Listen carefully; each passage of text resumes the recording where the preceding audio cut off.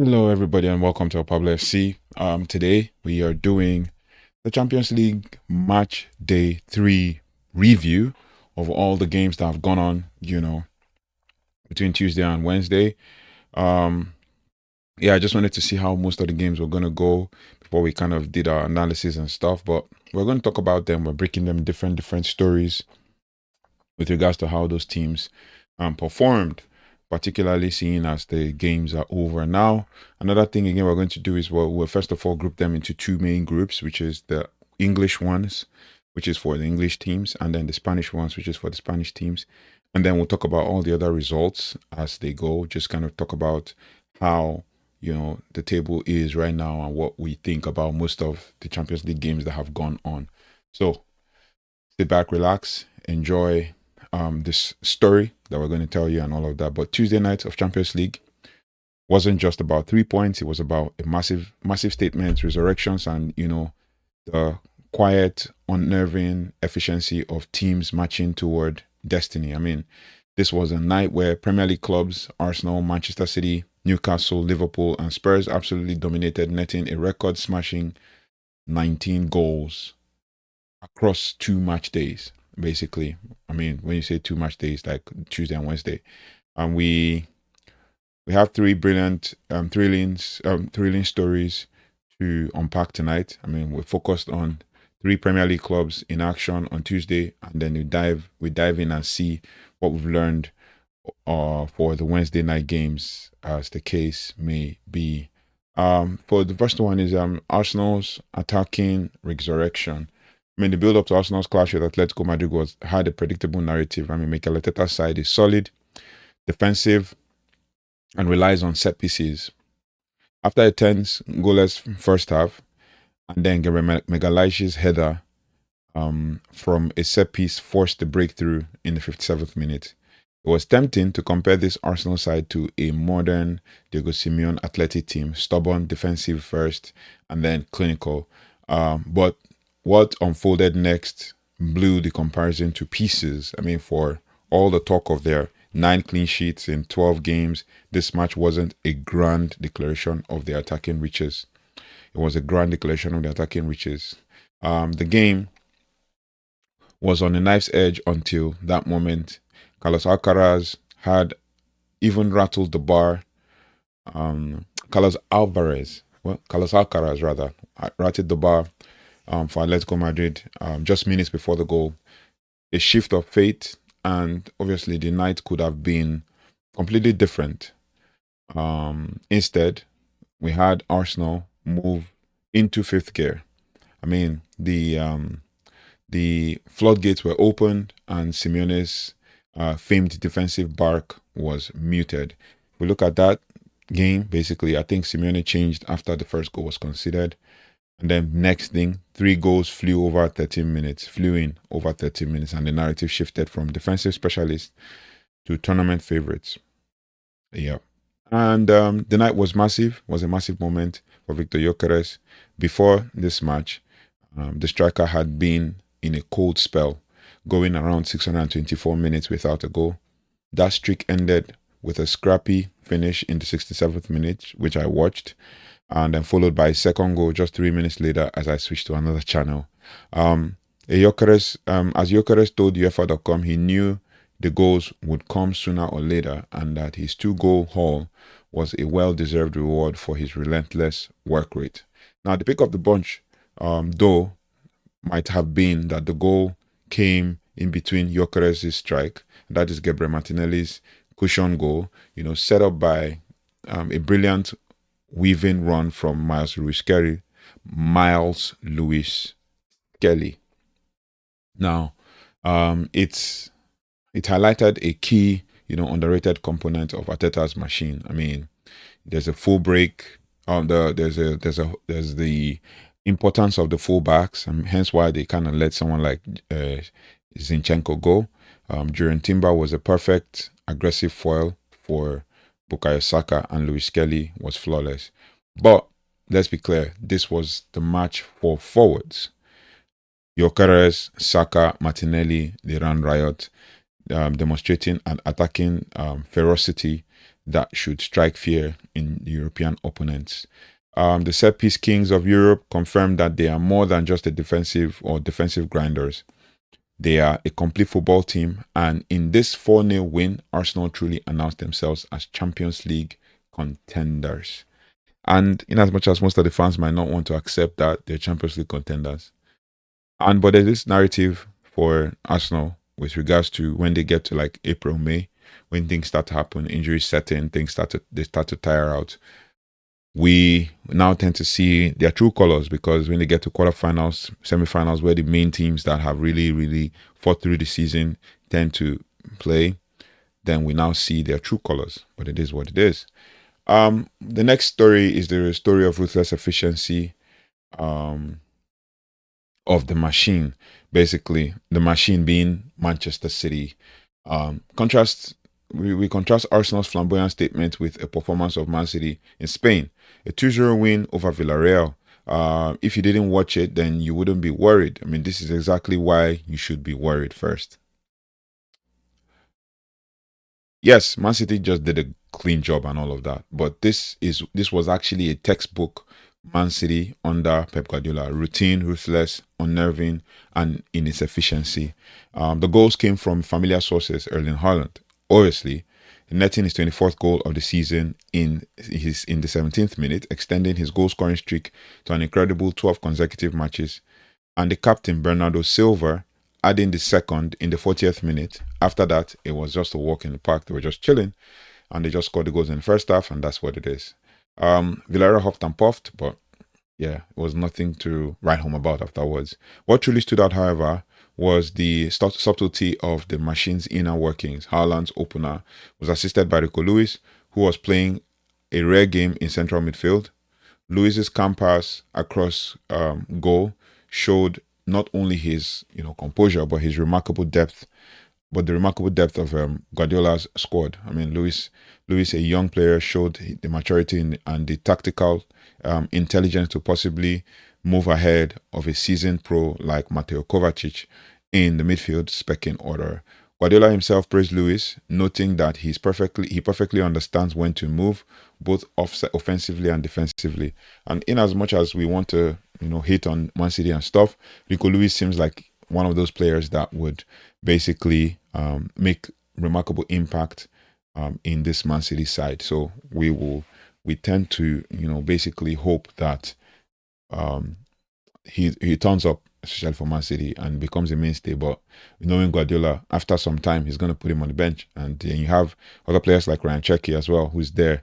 But Rico Lewis played really well, both defensively and offensively. The final scoreline might not be, the grab your headlines kind of scoreline, but the result speaks volumes. City is now 9 matches unbeaten in all competitions, having conceded only 4 goals in that sequence. And this is the hallmark of a champion side.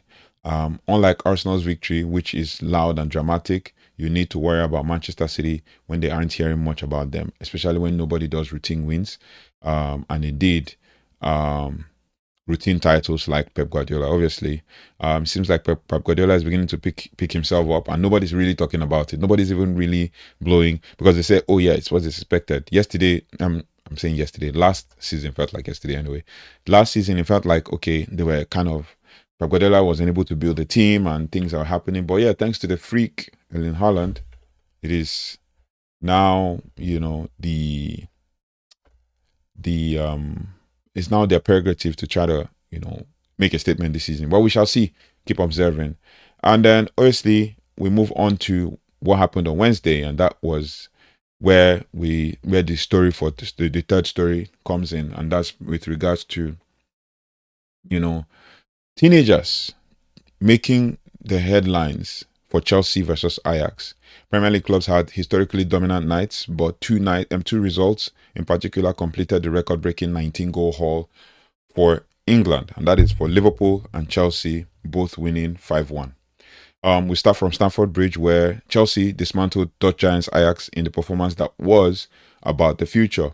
Manager Enzo Maresca made wholesale changes, trusting his young squad, and was absolutely vindicated. The game turned chaotic early in an 18-minute red card for Ajax's Kenneth Taylor, which was immediately followed by the opener from Guiu.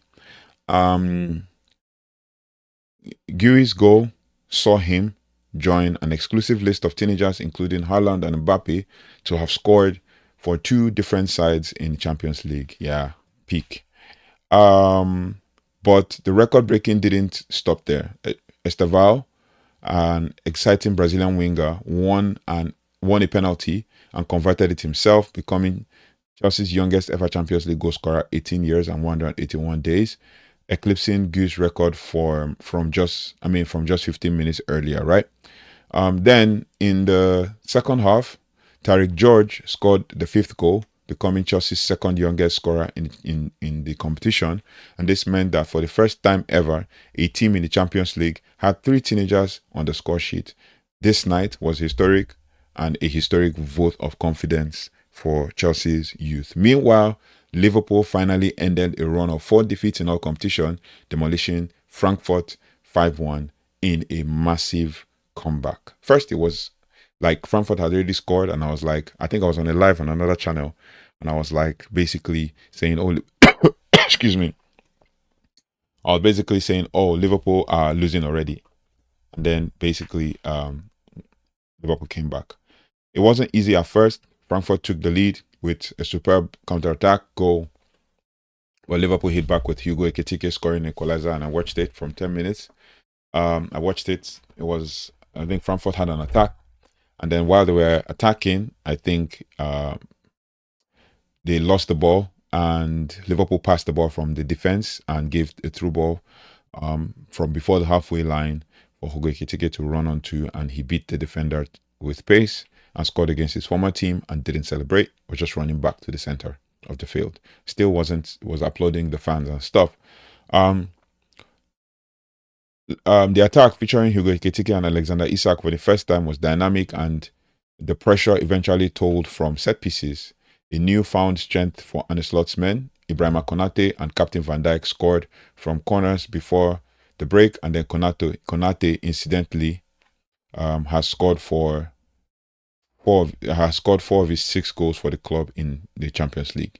The second half was a masterclass in link-up play between Cody Gakpo, who scored, complementing his earlier assist for Van Dijk. Then Dominic Szoboszlai added the final goal.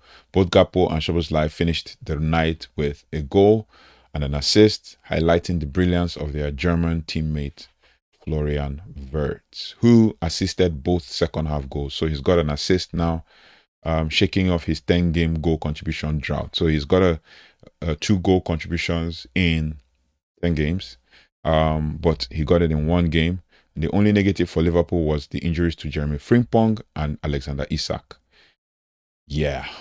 And let me see if we have an update on the Jeremy Frimpong and Alexander Isak situation for Liverpool.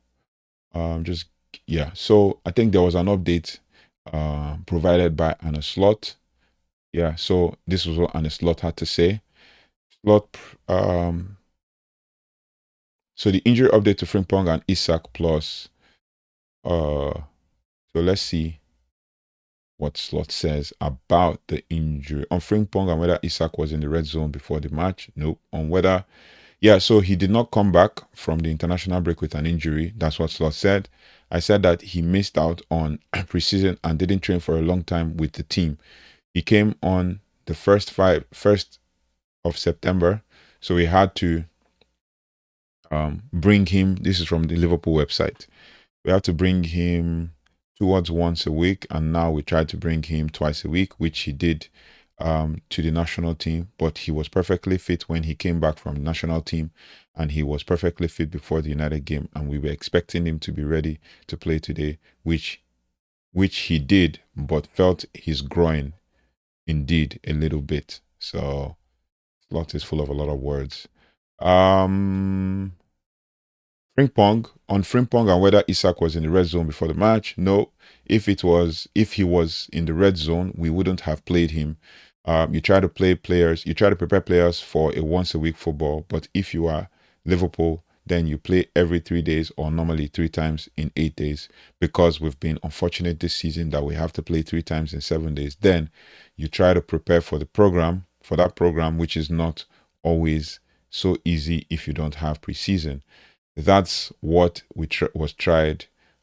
that's what we tried to do, and we thought as well we prepared for that, but the margins in the top are small. So let's wait. This is what he said for Jeremy Frimpong. He said, let's wait. Jeremy is a hamstring issue. He came back from the hamstring injury a few weeks ago and played for the national team 1 game. Came back to us, and now, unfortunately, after 10 to 15 minutes, I don't know he had to go off. Yeah, so Frimpong is a hamstring. Isak is a groin. We'll continue to observe. And like I said, we'll keep you updated. And then the next one is the teams that grinded out results in the English game, right? We have Newcastle. So finally, we must touch on the Premier League action, the other Premier League action in the Champions League. Newcastle rediscovered their spark in a comfortable 3-0 win over Benfica. This was on Tuesday. The victory was a massive confidence boost after a slow domestic start. The connection between Anthony Gordon and target Nick Votamade was key, allowing flying wingers like Jacob Murphy and the 2-goal super sub Harvey Barnes to wreak havoc. Barnes' second goal, coming from a direct counter-attack that started with a throw from goalkeeper Nick Pope, was a classic Jose Mourinho-esque breakaway, which the gloom-looking Benfica boss would have been proud of. Yeah, facts. So that's Mourinho's third consecutive defeat in the Champions League. Third consecutive defeat in the Champions League. So then Benfica has to pick themselves up and know what they're doing in order to be able to climb up the table and make the knockout stages of Champions League or whatever the case may be. And for Tottenham Hotspur, their 0-0 draw to Monaco was a night where they were thankful for one man, Guillermo Vicario. Spurs struggled to find their usual attacking rhythm and their ball progression stunted. The hero was Vicario, who delivered a string of incredible saves, denying Florian Balogun, Alexander Golovan, and Takumi Minamino and others. As manager Thomas Frank puts it, sometimes you need your keeper, and Vicario was absolutely fantastic. But to think about it, I've seen big content creators. If I call this name, you will know who I'm talking about. Like their goalkeeper, even though Spurs as a whole, needed to deliver, but they didn't. But then I've seen big content creators slack their goalkeeper and call him Vicario Nana, basically because he's conceding goals or he conceded goals and stuff in the Premier League and in the last game and stuff. So yeah. Now, this point actually keeps Spurs unbeaten in the league phase, but they will certainly look for a much improved display next time out. And then from Arsenal's attacking declaration to Man City's quiet dominance and the record-smashing nights at Liverpool and Chelsea, Tuesday night was more of a spectacular confirmation of the Premier League's power in Europe when we learned about Arteta's, when we learned about everything that had to be Arsenal's dominance. But they were very cautious as well. And Guardiola's City as well, were the machine that never stops. And the future of Chelsea is already here with their young players and their multiple signings. It was a night of unforgettable action, and it sets up the next round of matches perfectly. So it's one to watch, and we look forward to what will pan out. Now, for other games that involved Spanish teams, Athletic Bilbao just put away Karabag in a 3-1 victory with goals coming from Gruzeta at 40 minutes and 88 minutes. And then obviously Karabag scored through Andrade in the first minute, and then Navarro finished it off at the 70th minute. So it was a good, clean game for for Athletic Club, who had struggled in the past couple of games in the Champions League as well as the league. And then obviously for Galatasaray, they beat Bodo Glimt 3-0. Was a simple game, 3-1. And that was it basically. Karabag beat Karabag beat Bodo Glimt 3-0 with 2 goals. Excuse me, in the 33 and in the third and 33rd minute for Viktor Osimhen, while Karabag scored in the 70th. I mean, while Bodo Glimt, I keep saying Karabag, while Bodo Glimt scored in the 75th minute, and then obviously Gun scored in the 60th minute for Galatasaray. Looking at the whole stats in the game, Galatasaray were at home, but ball possession stat shows that Bodo Glimt, took control of the game. They had 62% ball possession with expected goals of 1.41, while Galatasaray were so clinical with Leroy Sané and Viktor Osimhen tearing them apart with speed, and the expected goals was around 4.09. Galatasaray didn't have the momentum, but they were peppering Bodo Glimt with shots, 23 shots to Bodo Glimt's 8, and 9 big chances to Bodo Glimt's 3. So the first goal was assisted by Mario Lamina, and then Osimhen also scored the second goal and all of that. So it was a very noisy atmosphere from what I saw online. It was a very noisy atmosphere for Galatasaray. And then the next one is Atlanta versus Slavia Prague, ended 0-0. Bayern Munich went riot. They ran riot and scored Club Brugge 4-0 with goal from young player Carl. And Harry Kane scored in the 14th minute. Luis Diaz scored a banger of a goal in the 34th minute. And then Jackson came on as a sub and scored in the 79th minute. And Jackson seems to be, rediscovering his form and all of that. And the positive thing from this game is the fact that Vincent Kompany just signed his contract, his contract extension at Bayern Munich, and now they eventually got a win after his signing of the contract. If you look at Chelsea, obviously we just talked about it. Chelsea versus Ajax ended 5-1. Frankfurt versus Liverpool ended 1-5. And then Monaco and Tottenham, like we broke down, ended 0-0. And then for Real Madrid, now Real Madrid squeezed that win.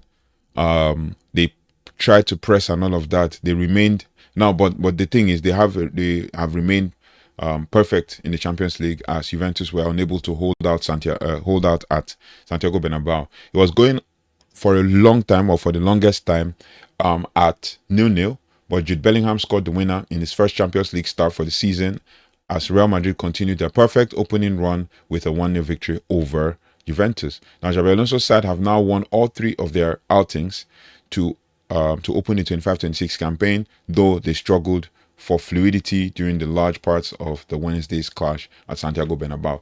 Now, one thing I noticed about this is I think Jude Bellingham tips the balance in that midfield. In as much as Jude Bellingham is a very good midfielder, he tips the balance in such a way that it messes things up a little bit, like for Real Madrid when it comes to fluidity.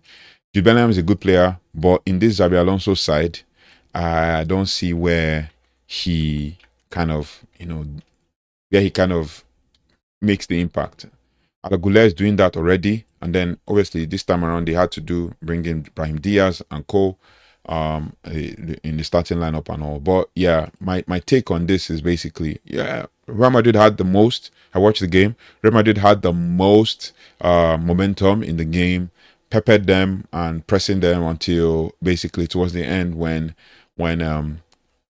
Juventus kind of had the momentum. And this guy, what's his name? Dusan Vlahovic actually missed a chance in that game, but so the game ended 66% ball possession to 34 for Juventus, with a 2.69 expected goals to Juventus 0.59, and then obviously total shots was 28 to Juventus's 13, and then 3 big chances to 1 for Juventus. So it was, and that goal came as a result of, I think, Vini hit the ball. Yeah, so it came as a result of Vinny, trying to dribble like 4 players and dribbled 1 player 2 times and then broke the play and shot the ball, and it hit the bottom part of the post on the left of the goalkeeper on the right of Real Madrid side. And then what's his name? Jude Bellingham just pounced on the rebound, and that was it. So that's pretty much what it is. But also, before the game, Real Madrid and Juventus had not drawn any of their last 7 matches against each other, and while Juventus had not won any match in 6 attempts. So it was a good game for Real Madrid as well. And then the last game to round out the Wednesday's games was Sporting Lisbon versus Olympique Marseille. Marseille are in hot form, red hot form. But they fought back Marseille because Marseille already scored. And then I think Emerson got a red card in that game in the 45 plus 2 minutes.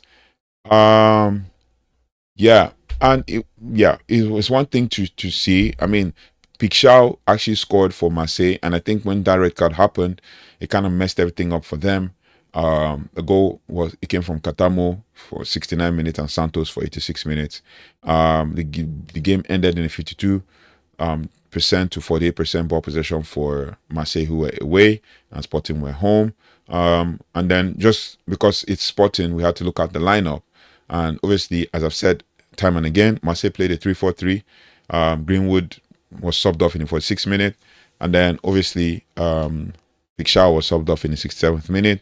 And I think Greenwood was the sacrifice for the, what do you call it? Well, it was a sacrifice for the Emerson red card because they had to bring in someone else. And when Greenwood was subbed off, Amir Murillo was brought in for Sporting Lisbon under Rui Borges or Rui Borges. Rui Borges, they play 4-2-3-1, so which is more like the most what I'll say the most dominant formation that you can actually see in the world of football. But yeah, it is what it is, and I know why I did that. Why I went there is because of Ruben Amorim being the manager, the former manager of Sporting. And then we go to Tuesday's games where Marcus Rashford came out guns blazing. Basically, Barcelona just put away Olympiacos 6-1. And goals came from Lopez, 3 goals, a hat-trick from Lopez. And then in the 54th minute, El Kaabi scored 54. So just to give you like the full story, because I was looking forward to watch the game, but I couldn't because I was following another game. I think I was following the Arsenal game. Fermin Lopez scored his first ever career hat-trick to guide Barcelona to a dominant win over Olympiacos in the Champions League on Tuesday. Barcelona stormed to a commanding 6-1 victory over Olympiacos. I think I watched the first maybe 10 minutes in Champions League on Tuesday, led by a superb hat-trick from Lopez. Daniel Podence struck a fantastic shot on target just 18 seconds in to try to unsettle the host, but Fermin soon calmed their nerves with an opener, and Barca were home. So it was expected that we were gonna smash them. Daniel Podence used to be a Wolves player, right? Pacey guy, but was always injury prone. But it was pacey. Him and the other Portuguese guy would always run. Is at Chelsea now. I keep forgetting his name. Would always run things for Wolves at the time, but Wolves sold him.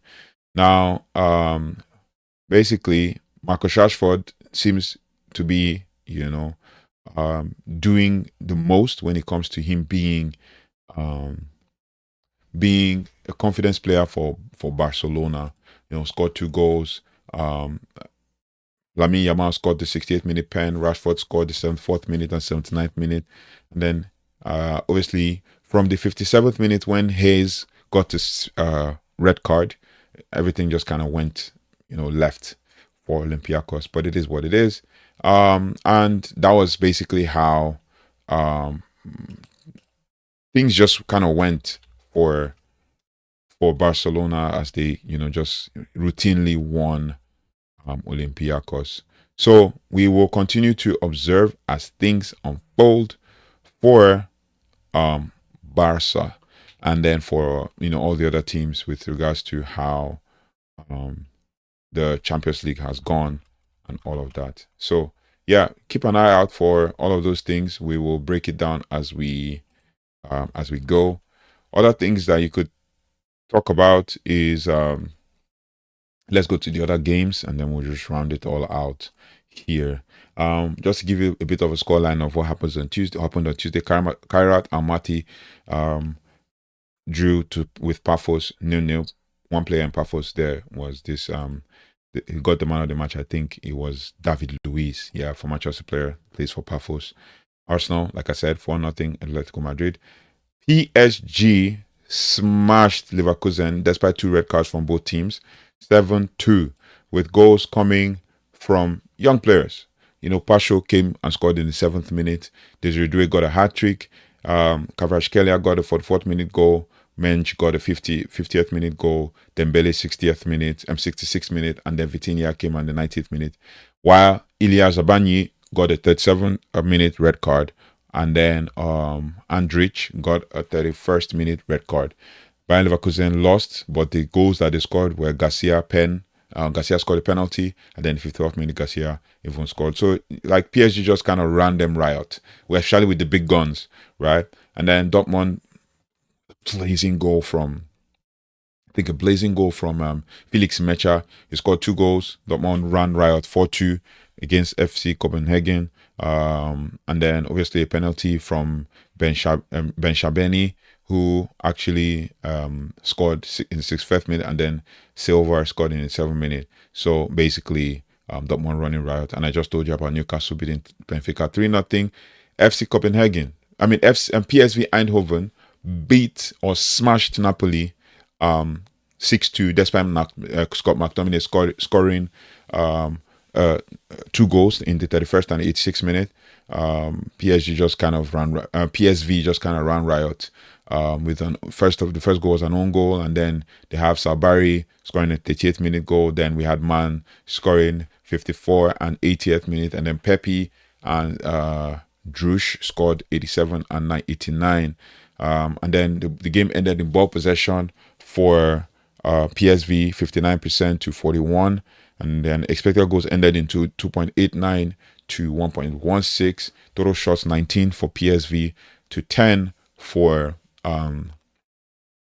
shots for Napoli, and then you had big chances 6 for PSV and Napoli at 2. And then the lineup, why I'm looking at Napoli is because of Rasmus Højlund, and Rasmus Højlund was nowhere to be seen. It seems like he is injured. Rasmus Højlund is injured with a muscle injury and will be back in early November 2025. So yeah, they had to work with what they had. They had De Bruyne in that midfield, came off in the 85th minute. They also had Billy Gilmore, came off in the 58th minute, and then Scott McTominay was the man of the match for PSV and for Napoli, scoring 2 goals and stuff. But for PSV, man was actually and PSV is full of young players who are in their 20s, basically. Yeah, it is what it is. And then I think to round out the last couple of games, Inter beat Union Saint-Gilloise 4-0, and then Man City obviously routinely won Villarreal. And that's it from all of the whole Champions League games. We've tried to analyze and everything. I should have done 2 videos, one for Tuesday and one for Wednesday, but I was quite busy on Tuesday, so couldn't catch up on all of that. But yeah, thank you so much for joining. Thank you so much for liking, sharing, and subscribing. I don't take your subscription for granted. We're slowly but surely growing into a community, and this is kind of like a small channel where we're going to just kind of build ourselves up and have these kind of conversations, talk about all things football from a different angle, from a different perspective, with a bit of positivity, and then with a bit of unbiased analysis of these kinds of games. So we'll try our best to do what we can to achieve what we need to achieve, to get where we need to go. So thank you so much for joining elPablo FC. We'll continue to build and all of that. So I'll see you on the next one. Take care. Goodbye and God bless.